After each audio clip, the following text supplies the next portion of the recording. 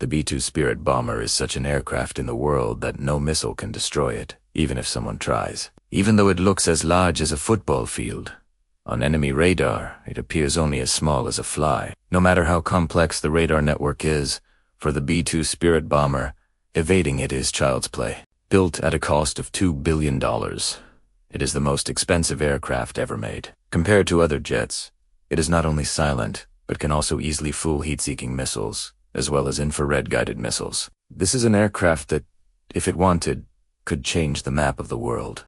But the real question is, how does an aircraft 52 meters wide not get detected on radar? What science is hidden in it that America has kept secret for the past 37 years? Welcome back to Think and Grow with Hamdan. Viewers, there is an incident behind the making of this B-2 bomber that once made America bow its head in shame in front of the entire world. On the 1st of May 1960, a U.S. Lockheed U-2 spy aircraft departed from the Peshawar Air Base in Pakistan. Its mission, run secretly by the CIA, was to collect intelligence deep inside Soviet territory. This was the height of the Cold War, when America and the USSR competed fiercely to surpass each other through superior technology. The U.S. relied heavily on the belief that its U-2 could operate safely at nearly 80,000 feet in altitude where Washington assumed no Soviet missile could ever reach. America was confident that the aircraft's extreme height made it untouchable. But the moment the U-2 crossed into Soviet airspace,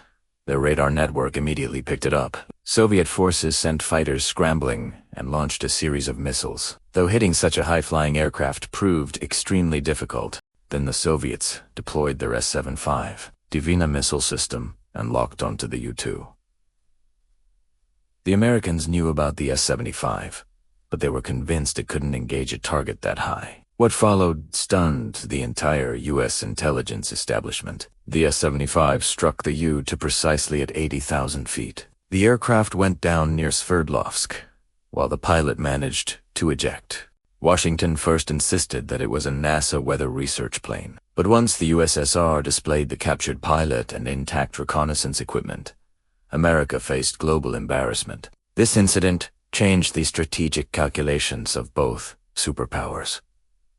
The Soviet Union rapidly reinforced its air defense network, while the United States began developing technology to make an aircraft practically invisible to radar. At the time, America relied on B-52 bombers, but the U-2 incident made it painfully clear that any attempt to enter Soviet airspace would result in instant destruction. This created a major strategic problem for America. Couldn't he rely on delivering nuclear weapons against the USSR, even if it wanted to? By 1976, the Soviets had introduced new surface-to-air systems capable of hitting aircraft over vast distances up to 100 km, including the powerful S-300 missile. Their defenses became so formidable that a U.S. Air Force general remarked that flying a B-52 into the USSR would be like throwing a stone into a hornet's nest. This pushed America to create the Advanced Technology Bomber ATB program in 1978. The goal: build a bomber that could slip deep into Soviet territory, release weapons directly under enemy radar, and escape without being detected. These goals were ultimately met by the B-2 Spirit stealth bomber. It first flew in 1989 and was officially revealed to the public in 1997.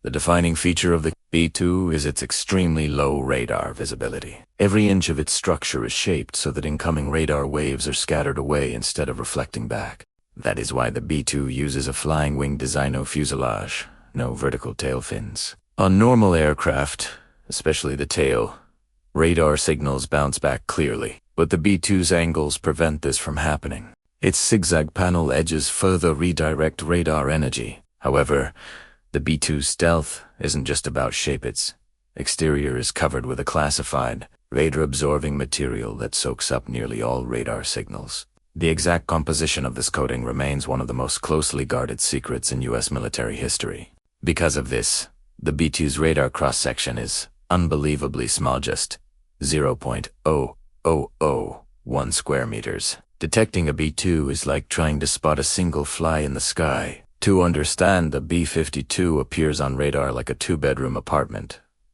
An F-15 like a small room, a JF-17 like a single bed, a Rafale like a big pillow, but the B-2A, though physically much larger, registers no bigger than a tiny insect.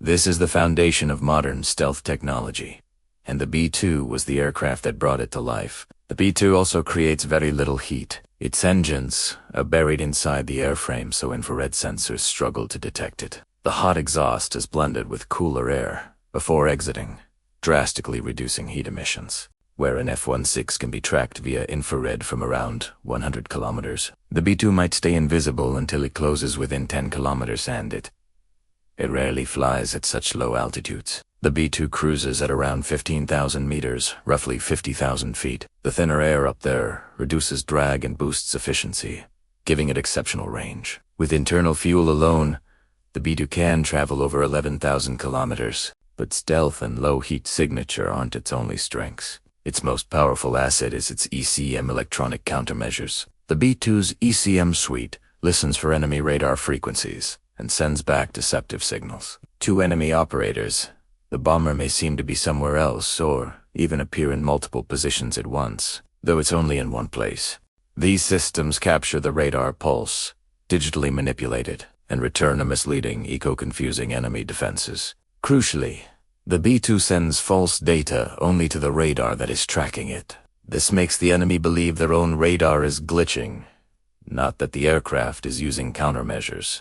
The aircraft's structure is largely made from carbon graphite composites. It is assembled in incredibly precise segments, similar to how a master craftsman fits together a finely engineered watch. Now, let's discuss its payload. The B-2 can carry up to 18 tons of ordnance, the weight of about 15 cars. Inside its internal bomb bay, it can load 80 JDAM GPS-guided bombs, 16 B-83 nuclear warheads, 16 AGM-158 JAS, SM stealth cruise missiles. All weapons are carried internally to preserve its stealth profile. In terms of operational reach, a B-2 can strike targets in Russia from the continental United States and return home. With aerial refueling, it can reach any destination on Earth. During the Afghanistan conflict, one B-2, launched from Missouri, flew about 9,500 kilometers to strike targets in Afghanistan and returned without landing, requiring only a single refueling. The mission lasted 45 hours, and no radar spotted it. It has been deployed in 1999 Allied Force Serbia 203, Iraqi Freedom 2011 Odyssey Dawn Libya. The B-2 can operate in nearly any climate. Even if GPS were to fail, it uses stellar navigation by tracking positions of stars. Its synthetic aperture sensors help it avoid obstacles better than any bomber ever built. Because it is essentially one giant wing with no tail, it cannot be flown manually with stability. A complex flight computer constantly makes thousands of micro-adjustments, while the pilot simply issues commands, and the system handles the rest. Naturally, such unmatched technology comes at a staggering cost. Only 21 B-2 South were ever produced, each exceeding $2 billion. Many countries have smaller economies than the cost of a single B-2. The United States owns all of them, and has never offered this technology to any other nation. Its operating expenses are enormous. It burns roughly $135,000 worth of fuel per hour, compared to a typical airliner's $3,000. Maintenance is also unique. After each mission, the entire aircraft is gently washed, and its stealth coating is carefully reapplied. Every small section is inspected, because even a tiny imperfection, something as small as a mosquito-sized dent, can damage its stealth. We hope you enjoyed this Think and Grow with Hamdan video. Thanks for your support, and see you in the next incredible story.